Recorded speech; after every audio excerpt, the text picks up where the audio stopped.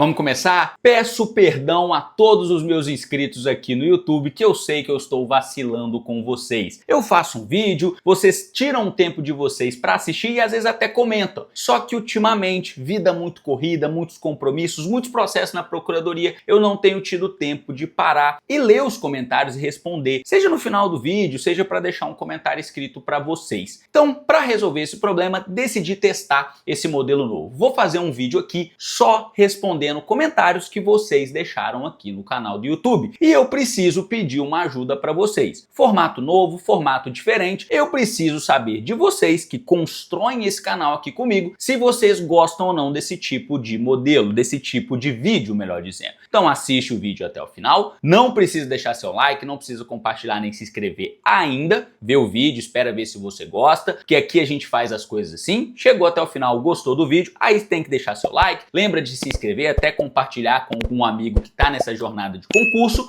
E aí eu vou pedir uma coisa a mais dessa vez. Por favor, deixa aqui um comentário se você gostou do vídeo e também se você não gostou desse formato que eu estou testando. Eu levo essas críticas com muita leveza, pode ficar tranquilo, a gente está construindo isso aqui juntos. Pra vocês terem uma ideia, tem um vídeo aqui atrás no canal, uns tempos atrás no canal, que eu realmente gravei corrido, deve ter acontecido alguma coisa, a dicção não foi muito boa e o inscrito comentou assim: pô João, tá com jabuticaba na boca, não entendi nada no minuto tal. E eu sempre lembro desse comentário para me lembrar de articular bem as palavras em todos os próximos vídeos. Então, gostou ou não gostou?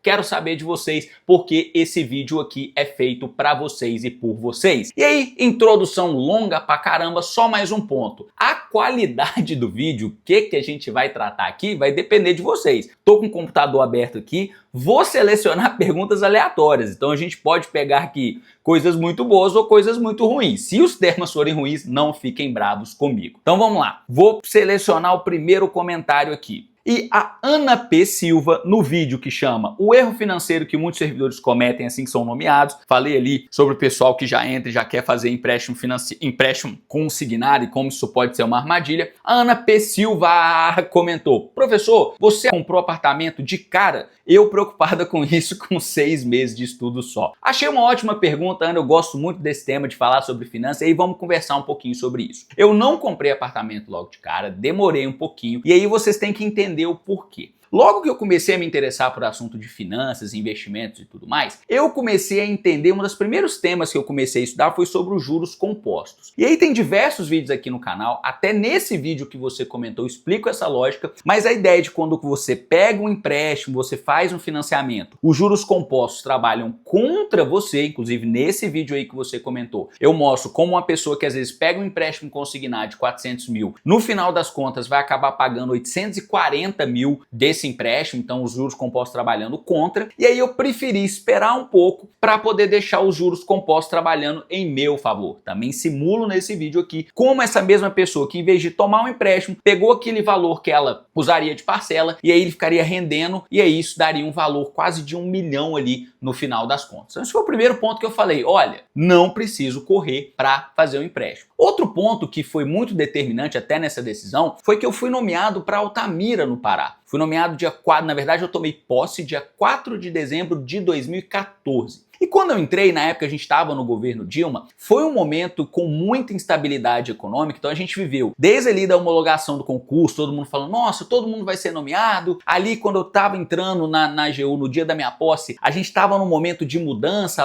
algumas vozes um pouco mais caóticas, um pouco mais pessimistas falavam, olha, não vai ser nomeado mais ninguém, não sei o quê. Outras pessoas falavam que ia ser, mas de qualquer forma eu nunca tratei a Altamira como uma lotação final para mim. Eu entrei ali já querendo ser removido para outro lugar, eu sou do Sudeste, eu nunca tive nenhum vínculo com o Norte, então não queria ficar ali lotado pro resto da minha vida. Então por isso para mim não fazia muito sentido eu comprar um apartamento, porque eu não sabia nem onde eu iria morar, também não tinha essa necessidade de voltar para onde os meus pais moram, para o interior de Minas e tudo mais, tanto que hoje eu estou estabelecido em Goiânia, casei lá, a minha esposa é do estado de Goiás, então assim, foi uma decisão que eu preferi adiar um pouco. E aí, uma coisa que eu preciso que vocês entendam e que isso faz muito sentido para mim. Olha só, Eu posso levantar daqui agora, terminar de gravar esse vídeo e comer uma tigela de sorvete. Por que eu tô falando isso? Porque eu sei que não vai me fazer bem comer um pote de 20 litros de sorvete. Só que se eu fizer essa besteira, eu gastei, sei lá, 30 reais, 40 reais, depende da qualidade do sorvete que a gente tá falando, tranquilo. É uma decisão que eu sei que vai me fazer mal, consigo avaliar e é um dano pequeno financeiramente. Imagina só você com 6 meses de estudo, já desesperada com o apartamento. Quando a gente fala, mesmo que você compre à vista ou vá financiar, você vai comprar para pagar um valor alto, talvez 1 milhão, talvez 400 mil, talvez 800 mil, talvez 2 milhões, eu não sei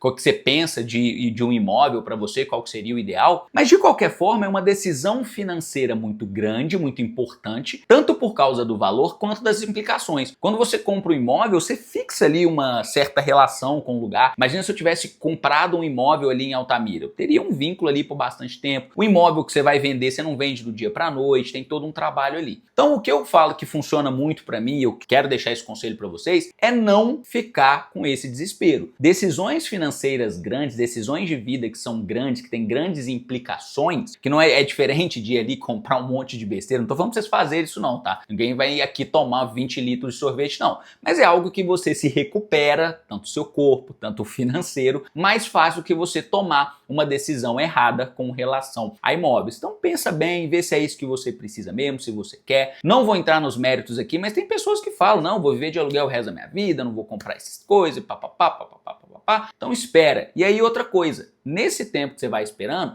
você tem tempo de ir estudando, dando uma olhada no mercado imobiliário, como é que tá se desenvolvendo, ter certeza que você tá fazendo um bom negócio, comprando um imóvel pelo preço que ele vale de verdade mesmo, esperando um momento adequado. E quanto mais dinheiro, mais patrimônio você juntar e mais conhecimento você tiver, melhor vai ser a sua decisão. Então, ó, o que eu posso te falar agora é sossega, segura a mão um pouquinho, porque senão você tá num caminho aí para tomar uma decisão que você pode se arrepender depois. Gostei muito da primeira pergunta, vou selecionar uma outra aqui no aleatório. Quem tem canal no YouTube aqui sabe que a gente pode olhar aqui dentro da comunidade, todos filtrar, né, uma aba que o YouTube fala sobre comunidade, filtrar todos os comentários aqui. Eu tô selecionando, vou até pegar um do vídeo de ontem, ó, que o JPAMP underline, no vídeo que eu falei sobre, que tem o nome vem aí o curso regular do Treino Subjetivas, é o curso mais completo para a segunda fase. Ele disse, excelente professor, qual é o público-alvo? É preciso ter uma bagagem prévia de estudo de determinados assuntos antes de iniciar o curso? Cara, você assistiu o vídeo no mudo, né? Pelo amor de Deus, eu respondi isso lá. Brincadeira, calma, eu só não me aguentei para não fazer essa piada, mas vamos lá, eu entendo a sua dúvida. Eu sei que ela é um pouquinho mais profunda do que eu abordei no vídeo, vou aproveitar para explicar aqui. Olha só, no vídeo de ontem eu expliquei para vocês como esse curso foi pensado para ter uma lógica diferente daqueles cursos de reta final, que a gente tem um estudo mais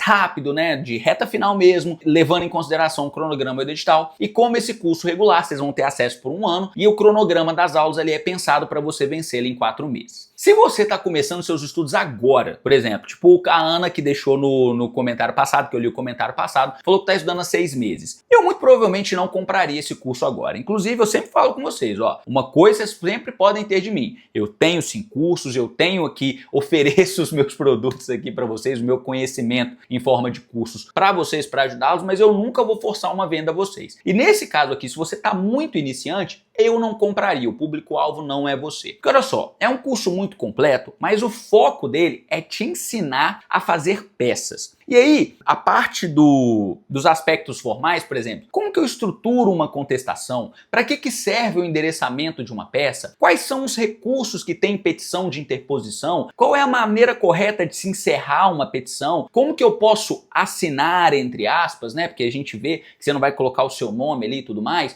Como é que eu estruturo uma questão para pontuar no espelho? Isso são questões que são importantes. Você pode adiantar esse estudo, você não precisa terminar, esperar passar a primeira fase para começar esse estudo. Só que nesse momento, quem está começando agora, tô ali com 6 meses de estudo, tô com 8 meses de estudo, tô com 1 ano de estudo, eu penso que você não precisa se preocupar com isso agora. E isso vai ser até mais producente a partir de 1 ano de estudos, a partir de 1 ano e pouco, desde que você já esteja ali chegando próximo das notas de corte. Não precisa ter passado ainda da OAB objetiva, mas você tem ali pelo menos uma base formada, enfrentou pelo menos um bom manual ou os PDFs do seu cursinho ali das principais matérias, constitucional, administrativo, tributário e processo civil. Eu esperaria esse momento. O público-alvo são estudantes que visam uma segunda fase de procuradoria, esse curso é voltado para a procuradoria, e aí que já tem esse tempo para dedicar, para dar uma olhadinha já com mais carinho para a segunda fase e que não querem esperar aquela correria entre a primeira fase e a segunda fase. Geralmente você tem 1 mês, 2 meses, às vezes, como no caso também da PGE Espírito Santo, são provas no mesmo final de semana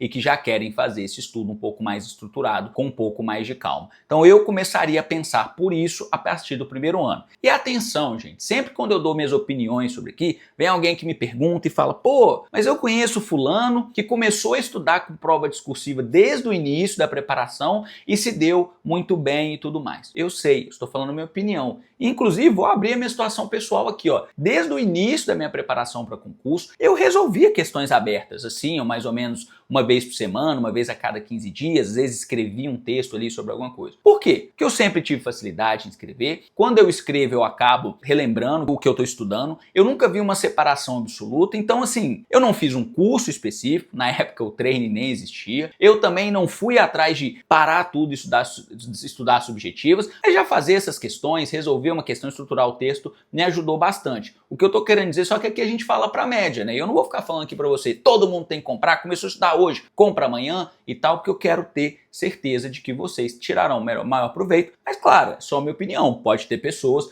e com o tempo vão acabar acontecendo essas histórias, de pessoas que desde o início fizeram esse estudo completo e tiveram resultado. Tô falando aqui a minha opinião, não se prendam muito a isso, beleza? Vamos selecionar mais um comentário aqui, tô com medo das respostas terem ficado muito grandes e tudo mais. Vamos ver aqui o que a gente pode falar, vou jogar um pouquinho mais para baixo aqui. Um sobre recesso forense, gostei aqui, ó. O vídeo é recesso forense, o que é e como impacta a rotina dos procuradores, e o Reinaldo S. Moretti falou: ouvi falar de um assessor de procurador da PGE Alagoas que nas férias deles, que tem 60 dias, isso é verdade mesmo, PGE Alagoas tem 60 dias, os mesmos ficam responsáveis pelo acervo em andamento, ou seja, não são mais distribuídos processos novos, mas nas férias eles continuam recorrendo a decisões. Não tenho como confirmar, mas foi o relatado por ele. Vamos lá, Reinaldo, como você que está me contando não tem como confirmar, eu também não tenho como confirmar, eu sequer conheço o pessoal que está lá na PGE Alagoas. Mas eu vou trazer essa ideia aí de ficar responsável ou não pelos acervos e tudo mais aqui para a AGU. Se você caiu de paraquedas, talvez para você entender 100% como funciona as férias na AGU, você vai ter que ver esse vídeo de novo, chama Recesso Forense, o que é e como impacta a rotina dos procuradores. Ele acabou falando de férias, tem um outro vídeo até que fala mais detalhadamente das férias, que é um diferente que o Reinaldo comentou.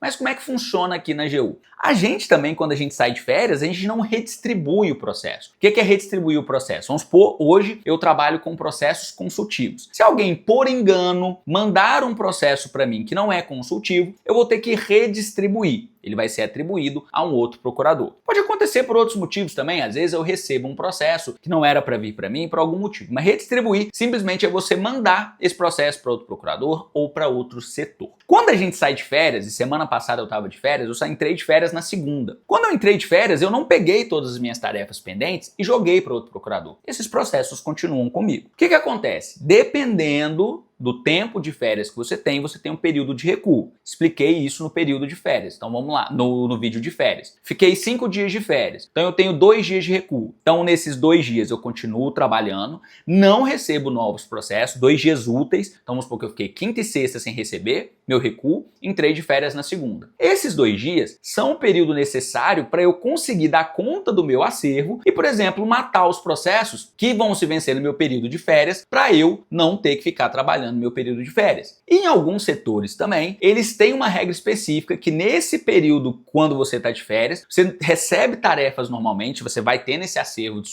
sua responsabilidade, mas se uma tarefa vencer num dia que você estará de férias, você não a receberia e você poderia redistribuir para outro procurador. Vamos supor que um procurador está de férias no dia 24 até o dia 28. Beleza, de qual mês? Não importa. dia 24 ao dia 28, sendo que nos dias 23 e 22 ele está de recuo. Ele recebeu uma tarefa ali que foi distribuída para ele no dia 18, só que essa tarefa vai vencer um prazo de recurso que vai vencer no dia 25. Dia 25 ele está de férias. Na AGU, alguns setores ele tem a possibilidade de falar assim, olha pessoal, eu não posso pegar essa tarefa porque ela vai vencer no meu dia de férias e para eu poder ter tranquilidade das minhas férias eu posso redistribuir. Não é uma regra uniforme, já trabalhei em setores que não aplicam essa regra, trabalhei em outros que tem, só que geralmente a gente tem que fazer essa organização, a gente não redistribui passivo por causa de férias, e aí a gente tem que gerir, se programar antes para não ter nenhuma tarefa ali que vai se vencer, e aí quando você volta também, você volta a receber tarefas, mas aquelas que estavam com você também você não redistribuiu. Espero que tenha ficado claro, né? Talvez eu fique com medo de explicar esses assuntos muito próprios da carreira,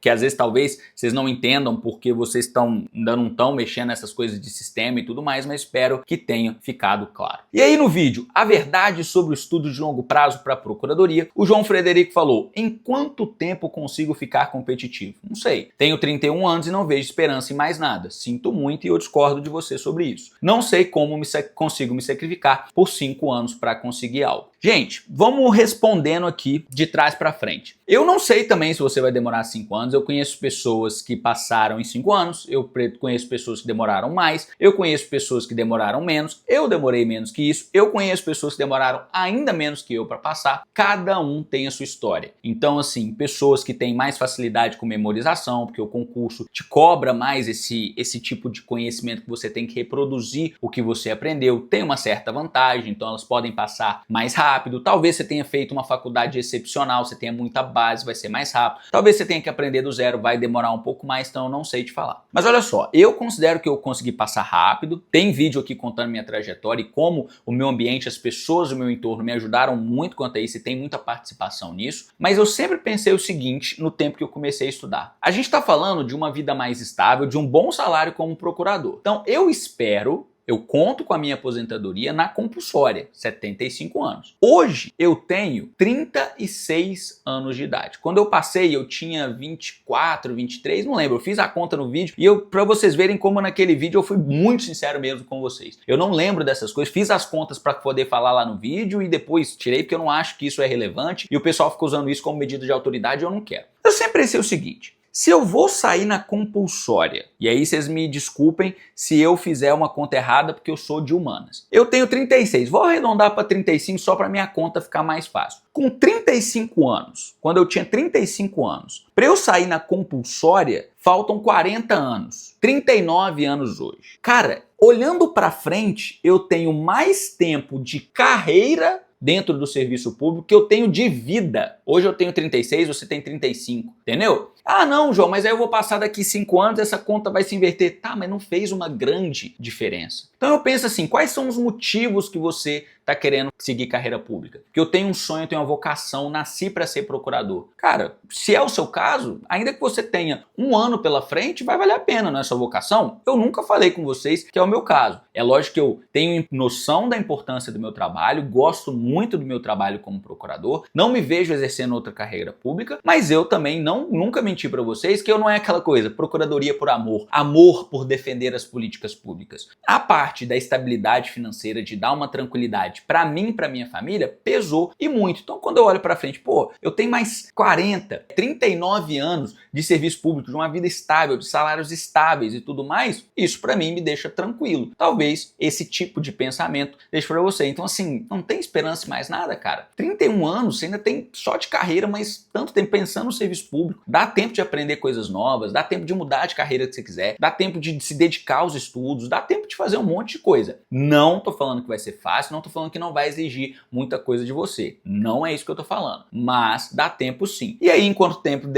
consigo ficar competitivo, infelizmente, não é uma resposta fácil. E na verdade não tem nem como eu te dar essa resposta, porque depende de muitos fatores e muitas variáveis, beleza? E aí, num vídeo aqui, tudo que você precisa saber sobre honorários nas carreiras da AGU, um vídeo um pouco antigo, mas vocês ainda assistem bastante e perguntam bastante coisa. O João981 falou, muito bom vídeo. Uma dúvida que tenho é, os honorários sucumbenciais são verbas indenizatórias? Não são verbas indenizatórias, têm natureza remuneratória. O próprio STF, na decisão lá que assentou a constitucionalidade do recebimento, foi expresso quanto a isso e disse que a soma do subsídio mais os sucumbenciais respeitaria o teto. Não entendi sua pergunta, porque ele fala, ó, se os honorários, ele fala, minha dúvida que eu tenho é, se os honorários sucumbenciais são verbas indenizatórias. Não são. E ele continua. Por que então a soma do subsídio mais sucumbenciais respeitaria o teto? Justamente porque não são indenizatórios. Se você tem uma indenização, indenizar, tornar livre de dano. E por algum motivo eu tive um desfalque patrimonial. Por exemplo, eu precisei viajar, por causa disso eu gastei, viajar a trabalho,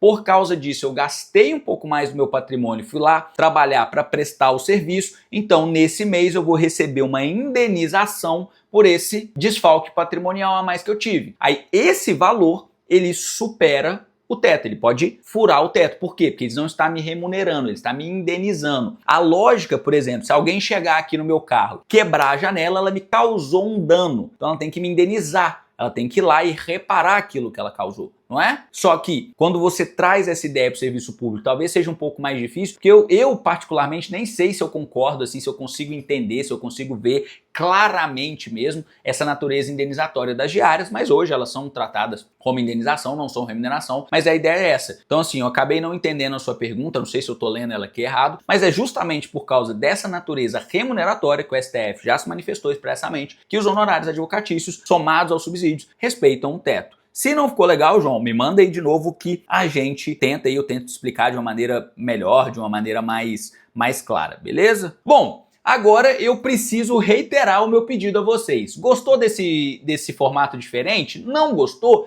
Deixa sua opinião sincera aqui nos comentários, que eu preciso ouvir tanto os pontos positivos quanto os pontos negativos, até porque a gente constrói esse canal aqui juntos. Como sempre, eu agradeço a atenção de todos vocês e até o próximo vídeo.